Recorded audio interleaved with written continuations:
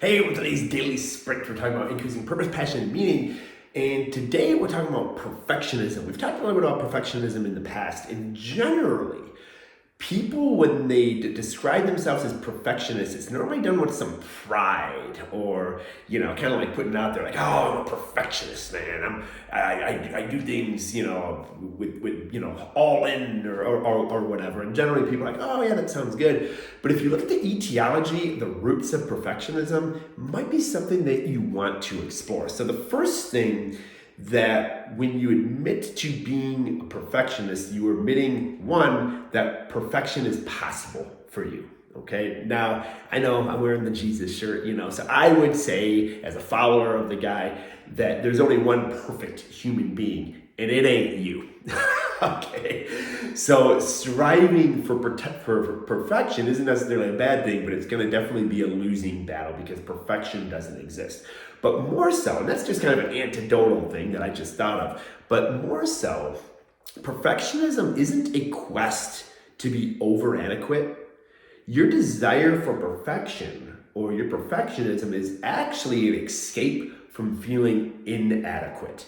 I'll give you an example. So when I grew up, I got into bodybuilding pretty early, like 18 years old, and I won a lot. I did very well in bodybuilding, I was all in. And I remember one show in particular, it was a tough show. My mom said, hey, I don't think you're gonna win this show, so I'm not gonna drive 45 minutes out to, it was a Redford Music Theater, so I'm not gonna drive out, because she was used to seeing me win.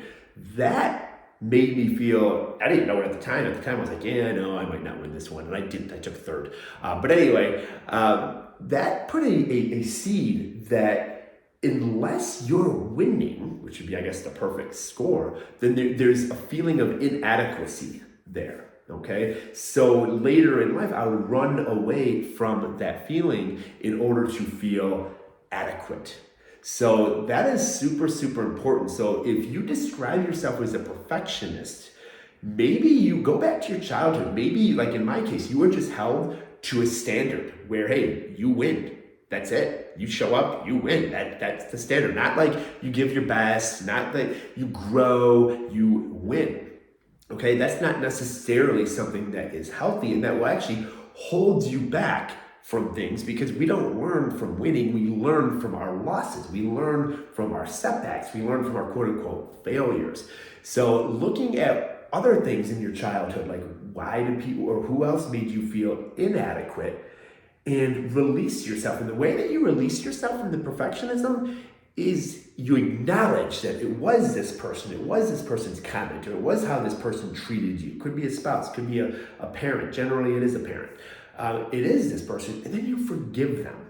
You forgive them, and a lot of times they were just being in their mind supportive, or they wanted the best for you, or they wanted to push you. It could be a coach. Maybe a coach has made you feel inadequate. So it's super important that you do those two things, that you confront who made you feel inadequate, and that you forgive them and let go of any hidden anger or any grasp that they may have on you. Hey, I'd love to hear your comments on this in the comment section here down below. Have a great growth-driven rest of your day.